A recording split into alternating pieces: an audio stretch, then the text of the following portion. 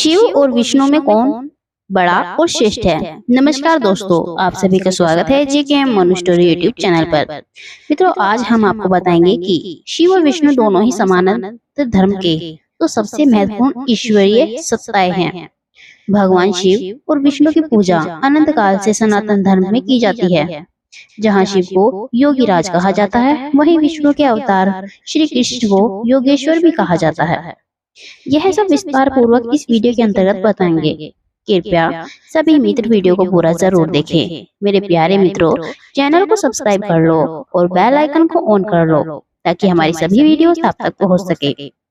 शिव और विष्णु दोनों में एकता है। वेदों में जहाँ शिव और विष्णु दोनों ही एक इंद्र हैं, वरुण आदि देवताओं से कम स्थान मिला है और दोनों को लेकर सूक्तकों की रचनाएं भी कम की गई हैं। वहीं पौराणिक और महाकाव्य काल तक आते आते दोनों ईश्वरीय सत्ताएं सबसे महत्वपूर्ण हो जाती हैं। त्रिवेदों में ब्रह्मा जी को सृष्टि का रचयिता माना जाता है, विष्णु को जगत का पालक माना जाता है, तो वहीं शिव को सृष्टि का संहारकर्ता माना जाता है। लेकिन इन तीनों से श्रेष्ठ कौन है, इसको लेकर मतभेद रहे हैं। सृष्टि से पहले कौन था, शिव या विष्णु? विष्णु पुराण श्रीमद् भगवद्गीता ब्रह्मवेद आदि में विष्णु को ही जगत का मूलक और उत्पत्ति कर्ता माना जाता है, जिसे ब्रह्मा और शिव दोनों ही उत्पन्न हुए हैं। शिव पुराण और लिंग पुराण विष्णु की जगह भगवान शिव को ही सृष्टि का मूलक माना जाता है। उनसे ही ब्रह्मा और विष्णु की उत्पत्ति बताता है। ब्रह्मा जी को त्रिवेदों में सृष्टि का रचयिता तो माना गया है, लेकिन उनकी पूजा नहीं की रही है, जबकि विष्णु जी को पूजा और शिव जी की उपासना हमेशा से की जाती है। इसलिए इन दोनों ईश्वरीय सत्ताओं को ही सबसे महत्वपूर्ण माना गया है।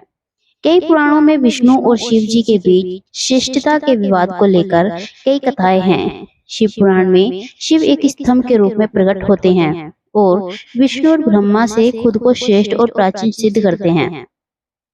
श्रीमद् भगवत पुराण और श्रीमद् भगवद्गीता महाभारत के विष्णु सहस्त्र नाम में रुद्र अर्थात शिव जी को अपने से उत्पन्न बताते हैं, लेकिन इस विवाद को खत्म किया गया रामचरितमानस में।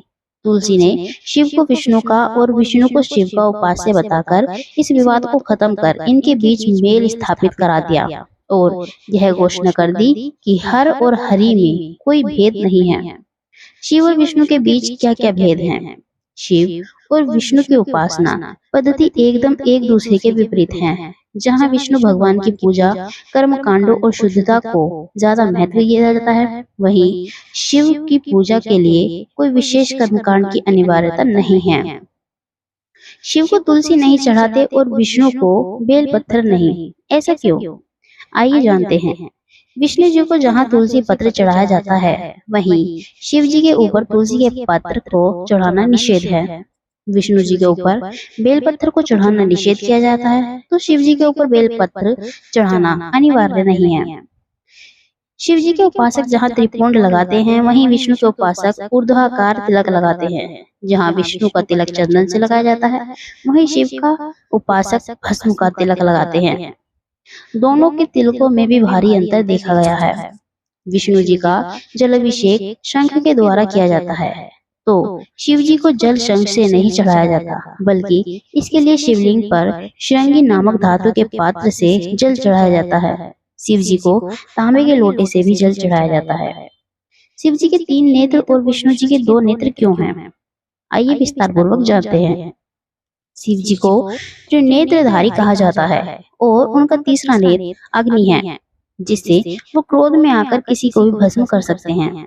वहीं विष्णु जी के सिर्फ 2 नेत्र हैं, जो चंद्रमा और सूर्य हैं। विष्णु जी लगातार शयन करते रहते हैं, तो शिव को हमेशा समाधि में दिखाए गए हैं। शिव जी की पत्नी माता पार्वती हमेशा उनके बराबर के आसन पर बैठी दिखाई जाती हैं। वहीं भगवान विष्णु की पत्नी माता लक्ष्मी हमेशा विष्णु जी के चरणों की सेवा करते दिखाई जाती हैं। भगवान शिव और भगवान विष्णु दोनों ही नाग बहुत प्रिय रहे हैं। जहाँ भगवान विष्णु क्षीर सागर में शेषनाग की शैया पर शयन करते दिखाई जा रहे हैं, वहीं भगवान शिव अपने गले में नागराज वासुकी को लपेटे रहते हैं। शिव को धतूरा और विष्णु को कमल क्यों है प्रिय? भगवान शिव को वे फूल और फल चढ़ाए जाते हैं जो गंध रहित और आकर्षण रहित होते हैं। भगवान शिव को धतूरे के फूल और धतूरे का फल चढ़ाया जाता है, जबकि भगवान विष्णु को कमल नयन भी कहा जाता है। भगवान विष्णु को कमल के पुष्प और व्यंजनी की माला चढ़ाई जाती है।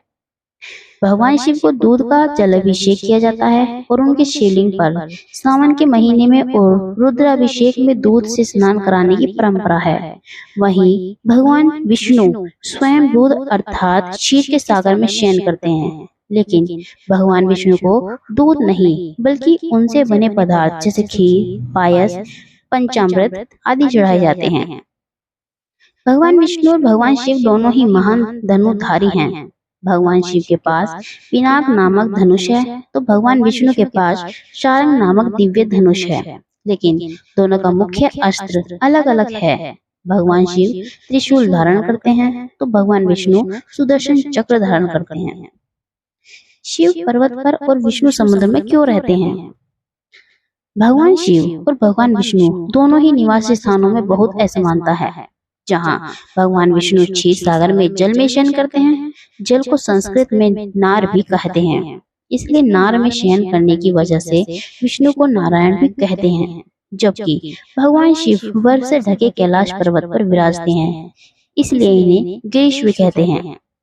जहाँ विष्णु को विष्णु सहस्त्रनाम में ब्राह्मण प्रिय कहा गया है और उन्हें देवताओं का रक्षक कहा गया है, वहीं भगवान शिव के लिए राक्षस, देवता, दैत्य, दानव सभी बराबर हैं। भगवान शिव ने राक्षसों की भी उपमान्य से उनकी रक्षा करने का वचन दिया। भगवान शिव के लिए महेश्वर और महादेव की उपाधि का प्रयोग किया जाता है, तो भगवान विष्णु के लिए परमात्मा और परमेश्वर आदि उपाधियों का इस्तेमाल किया जाता है। दोनों ही उनके उपासकों के लिए हमेशा श्रेष्ठ रहे हैं और जगत के आधार रहे हैं। कमेंट में जय मां लक्ष्मी अवश्य लिखें। श्री राधे राधे। अपना व अपने परिवार का ख्याल रखें। धन्यवाद।